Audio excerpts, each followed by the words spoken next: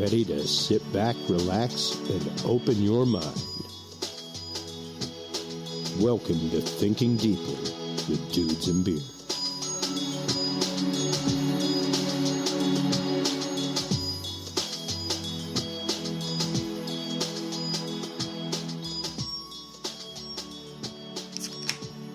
Well, hello everybody, and welcome to episode 13.5. This is volume 13.5. I'm doing a half episode of Thinking Deeply. I've decided to start doing some live episodes of Thinking Deeply. People really have been enjoying our live stuff. We've been noticing a lot of traffic on our app, so we want to give these guys a lot of content. We want to give them a lot of stuff. We want to make sure that they have plenty of things there. So I am actively typing into the chat window now for those of you that are tuned in. Hey, have a question for the host? Let me know. There you go. And Dudes and Beer just put that up. So feel free to chat with us in the window. You know, I may not type back. I would love to type back because it brings up more comments on the player. But it's hard for me to type and talk. Secretary, I am not. I'm a pretty decent typist when left to my own devices, but I cannot type and talk. It's one or the other. I can't really write and talk hardly. But boy, howdy, can I talk. I can click and talk fantastically. I can sit here and click through, effects, get things like that going and all that kind of stuff. But whenever we get back from this message from our sponsor, we're going to be talking about some crazy stuff today on Thinking Deeply. We're going to be talking about the recent passing of the Cassini probe, the Cassini space probe. Got its last look at the moons of Titan, the moon of Titan, rather, from Saturn, and the last views of the Saturn System, one of them being a beautiful view of Earth through the rings of Saturn that was just breathtaking to me. And in addition to that, just old science and how old science is, and, what do we really know about science? And, to me, it's an evolving thing. What about it to you? What about this new thing that Nature is talking about on nature.com, where a 130,000-year-old archaeological site has been found in Southern California? That's right. 130,000 years old is this site pertaining to humans in Southern California when, well, as far as science as we know it knows, we've only been here in the Americas, in North America anyway, for about 13,000 years. So when we get back, we will talk about those questions and even more right after this message from our sponsors. Have you ever thought about brewing your own beer? Is the urge to brew there, but you just don't know how to get started? Well, Dudes and Beer is here to help. Stop on by the new Dudes and Beer Amazon store and check out all the great brewing supplies and gear today. We have it all, from instructional books and do-it-yourself kits for beginners to 16-gallon cooking vessels, carboys, bottling supplies, and cleaners for all you homebrew pros out there. Everything you need to brew your favorite beverages, even distilling equipment. So stop on by the official Dudes and Beer store today and get your hand on the greatest new brewing essentials. Simply visit dudesandbeer.com and click the Dudes and Beer store tab. Once again, that website is dudesandbeer.com and click the Dudes and Beer store tab today. Happy brewing, everybody. And until next time, drink responsibly. That's right, drink responsibly. And don't forget, if you're out drinking, make sure to drive responsibly, folks. That is right. It is that time of year. It's festival season here in Austin. Moon Tower just wrapped up. We're getting ready for all kinds of stuff. While you're out there exploring 6th Street, doing the things that you do, trying to be naughty, sometimes nice, all that kind of stuff, make sure that while you're out there being good at it, if you're not being good, that you use FAIR. Download the free and easy-to-use FAIR app. Whenever you sign on, you will create your own unique username. But whenever you sign on, make sure to use the code DUDES10. Use the codes DUDES10, and you will immediately get 10% off your first fair ride onto your account. And then everybody that you share your account with, you will start earning 10% off their rides in credits. So you actually get to earn credits for your next ride on fair. It's great. You get to choose your driver, all kinds of stuff. If you're out drinking, having a party, doing all that kind of stuff, folks, please, please, please take care of yourself. Take care of others on the road. Make sure that you use fair. On that note, I've got Stephen Bishop over here on chat, and he's putting up groceries and cooking and listening. Dude's 10, he says. He has a harumph on that Dude's 10 there. So yeah, this stuff that's going on in the news, man, it's crazy. All kinds of announcements. They basically came out about a week ago, and NASA said that let me see. NASA says moon could support life. And it was literally Saturn's moon, Enceladus, could support life because it is an oceanic world, and it has in the water, so far as we can tell, pretty close. Like it's got H2, it's got liquid hydrogen, which is what makes up a greater part of our atmosphere, and as we know, water as we know it. And they basically said that it could support life thanks to the presence of the hydrogen there, and it is known as the ocean world. And this was confirmed through Cassini and stuff like that. Just exciting things on the horizon coming out of the Saturn system. And it's interesting because there was that caveat given, and I believe it was 2010, the Space Odyssey, where it was, all of these worlds are yours, except oh my God, I just forgot the quote, man. All of these worlds are yours except Titan, I think. Was that it? It may be. Let me see. I bet you the Google will complete it. All of these worlds are yours. Except Europa. Europa. That was it. It was Europa. That was the one moon that life was supposed to exist on in 2010. And it's interesting to me.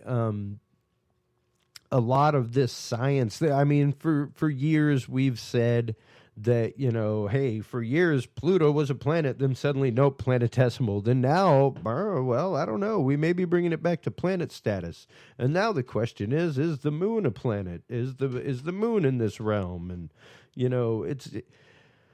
the fact is science is ever evolving, folks. It's ever evolving. It's always changing due to the scientific method. Because of the scientific method, we will always be exploring, and that means that information will always be changing. And I've said it on here. My brother has said it on here. That's one reason why I do not discount the concept of the Sasquatch. I do not discount the concept of a cryptid creature walking the forests of America. There are hundreds of thousands of acres not explored, just like saying that there are not crazy sea creatures that live out there. We know more about the surface of our moon than we know about the depths of our own ocean. A greater 80% or more of our ocean still lies unexplored. So at that point, how can you say that we've found it all? And for me, the fact that they found hydrogen as we know it in our solar system, like, that's amazing. That's amazing. It's fantastic. And it really changes a lot of the rhetoric that's been there for a long time that, we are unique. We're not that unique. We're not. Amongst the hundreds of billions of trillions of stars out there, Goldilocks planets exist, and we're finding them more and more regularly now. Now that we know what to look for, we know the signs, we know the perturbations of, the moons around planets, around suns, and how to recognize that. We can see a lot of this stuff. So it's pretty wild to sit back and really think about where we've come with this astronomically, quite literally, over the last decade or so, because we've learned so much. We've learned so much more than what we knew. To know the solar cycles the way that we know it now. I mean, good God, we're reclassifying solar flares almost on the annual. There's a new classification of solar flares. So something's going on out there. So the more science we get on it, the more knowledge we get on it, I think the better off we are. But to find out the excitement that Inclinatus has water on it, as we know water, and contains basically an ocean, and to see the haze of Titan, and to know that it has a rocky surface, much like our moon, stuff like that, and is that's deceptively Earth-like, as the scientists say. It's wild. It's wild to think about that, and to know that it took us this long. Because I mean, I remember I was in high school, easy, when the Cassini spacecraft was launched. If not further along than that, just further along than that. And I remember the announcement of the fossils in the fossils in the meteorite from Mars. And I can't even remember the name of that. The name, there was like a crazy number that was given to it. But yeah, I mean, it was like little... Allen Hills 84001, ALH 84001 is the one that has Martian bacteria, microscopic fossils of Martian bacteria. And I remember when that was announced. And then not too long ago, they announced that there was presence of water on Mars. And then not too long ago, there was, because they'd found basically frozen morning dew on the feet of one of the rovers, and then suddenly it was they'd found running water on Mars, and it was like, what? So all of this stuff about just our solar system has been coming out over the last year, and it's pretty phenomenal to me, just the rate at which it's happening. And we called it like a year or so ago that they would be coming much, much closer to full disclosure, that they would be coming much closer to this stuff. And they release more and more stuff like this on the daily and on the regs. Here recently there was the kid who was the phenom in the videos, talking about how CERN actually created a time loop, and that's what the Mandela effect is caused by. That was the point of looping. And it was a very interesting theory, very good, very, very well put together stuff. And it was just one of those, like, it gets you to thinking, like with the technology that we have, like, yeah, they admit the fact that they're trying to find like other dimensions, that they're actively looking at this kind of stuff. And whenever you say, yeah, we may be trying to, see if there's another dimension on the other side. What are we supposed to do about that? Dude, I say run. I say don't open a portal to another dimension, please. Try to make all the extra hydrogen you want or whatever, but let's please don't open a portal to another dimension. Like, let's go Tony Stark with this technology. And by that, I don't mean like, Ultron. I mean like, arc reactor. Yes, Fruit Loops, Stephen. That is correct. Indeed. Indeed, Fruit Loops. I don't know what you mean by that, other than the fact that a bunch of Fruit Loops say a bunch of stuff on the internet. I know some of the Fruit Loops that say stuff on the internet, and man, are things going nuts in that world right now. I don't even want to consider that or talk about it right now. It's been so crazy. But what's been insane is some of the new archaeological evidence coming out of California, where they have just discovered a 130,000-year-old archaeological site, where apparently they have found evidence of people basically butchering animals, like mammoths and stuff like that, and a mammoth tusk like stuck into the ground straight up, stuff like that seemed very very different than the way, let's say, a mammoth tusk would fall off or would rot off of a skull or a corpse, or how they would be. And yeah, it's like, there it is. There are the tools that butchered the animals and chopped them up and crushed the bones. And it's 130,000 years old, and they have dated this, and it's there, like uranium dating, even not even like carbon-14, like they did uranium dating. And wow, to think that what a lot of ancient traditions have said, and it's funny because a lot of these cultures who have oral tradition that dates back for millennia, a lot of these cultures that literally have oral traditions that talk about different amazing things, that talk about stuff like Sasquatch, that talk about lights in the sky, that talk about thunderbirds, that talk about these mythological creatures, that talk about these other things.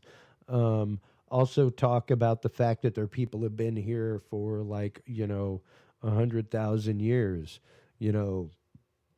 that kind of stuff. And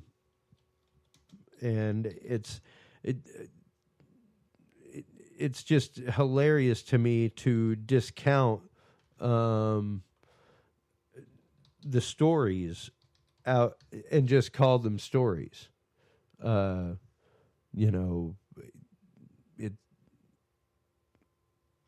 To me, it's an oral tradition.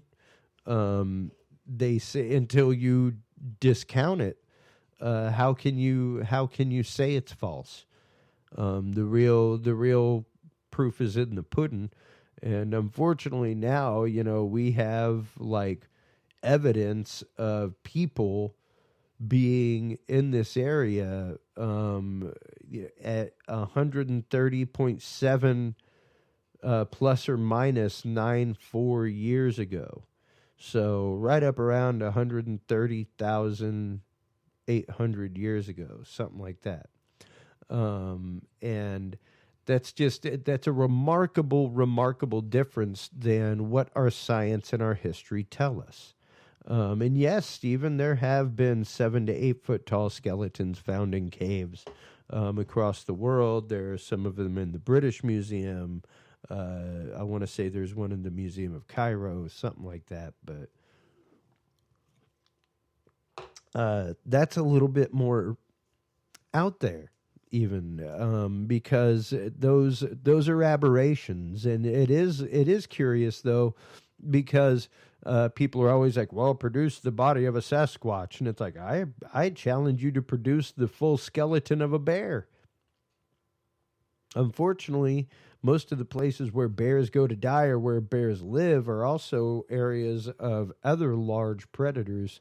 And once that bear dies, he will be scavenged and the parts will be taken away, and they will be eaten. So that's how nature works. That's why you don't find a lot of like full moose skeletons, full deer carcass skeletons, things like that.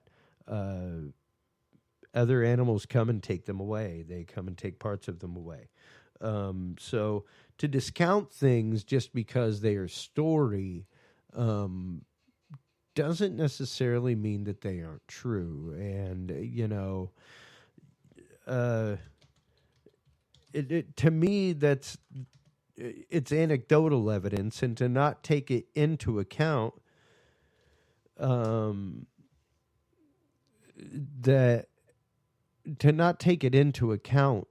that science may just have it wrong. Not too long ago, and I'm trying to remember the name of the animal that was found. Hold on, tribal deer found in Vietnam.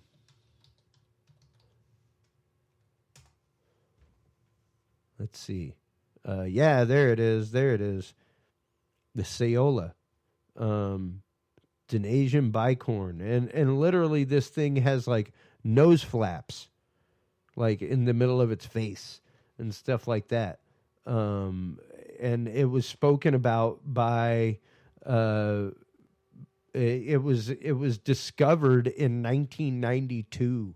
And whenever soldiers were there in Vietnam, they heard stories about them and stuff like that from the locals.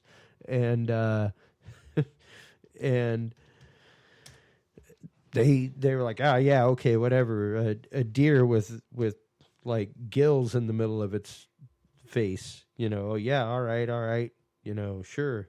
And sure enough, here's this creature that they talked about for hundreds of years, thousands of years in their oral tradition, tribally, out in these villages and stuff like that. And there it is. It actually exists. They find it. Kind of like the refinding of the coelacanth. We thought that the coelacanth was extinct for millions of years. And lo and behold, no, the coelacanth is actually like out there in shoals. It's... I find it very haughty to say that science is complete. To say that any of it is complete. I'm not saying science is wrong. Hell, I'm a scientist, man. I sit over here at my bench and make science on the daily. I love science. I'm a big science freak. All right. But it's also an ever-evolving process. It's an ever-evolving process of learning. At one point, as far as science knew, the Earth was flat. Now we know it's not. And we know this by fact. We know it by fact. We know it by the fact that it's got a circular rotation. We know it by the fact that things have a circular orbit around it and fall in a circular orbit. There's all kinds of things. It's a measurable magnetic pole as well. We can measure it on all 3-4 sides. So, yeah, we know this. We know this. It's science. We have come to the point of that. But to say that we have the answer about the Earth's magnetic field and how it's caused and what causes it, guess what? We don't. We actually don't. Like, we've got a pretty good working theory that it's something to do with the magma in the core of the Earth. But do we have an actual answer as to whether it's the rotation of the Earth around that or whether it's the rotation of the magma? No, we don't know. And that's just a simple fact of it. We just don't know, people. It'd be great if we did. But on that note, yeah, I saw these articles today, and it was one of those, like, I've got a thinking deep, like, I know that we just released an episode today with Todd and Evans, and it was a great episode. It was a fantastic episode. Go listen to it. Episode 102 of the Dudes and Beer podcast was fantastic. It's a life changer. It's a motivator, guys. It will get you moving. The next couple episodes of Thinking Deeply coming out are also that way. There's even one about failure and what to do when you just blow it, man. When you just fail utterly. How do you handle that? What do you do about it? So listen to those coming up. Listen to all of the, go check out the videos of the week. We got some great videos of the week that have been posted lately. All kinds of beer tricks, bar tricks, magic tricks, things like that. Until next time, everybody, thank you so much for tuning in. Think about these things. Go out, check them out. One of them was from nature.com. The other was Tribal Deer. I mean, I said them as I Googled them. Google along, and you'll find them as well. Until next time, everybody, I am Chris Jordan, your host. This has been Thinking Deeply, dudesandbeer.com. Until next time, take care of yourself and each other. Bye-bye.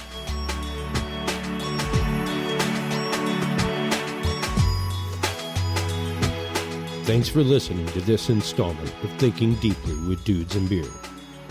Tune in next time for more deep introspection, contemplative thought, and general musings on humanity and life. Right here on Thinking Deeply with Dudes and Beer. Like what you heard? Feel free to tune into the other content by Dudes and Beer on dudesandbeer.com.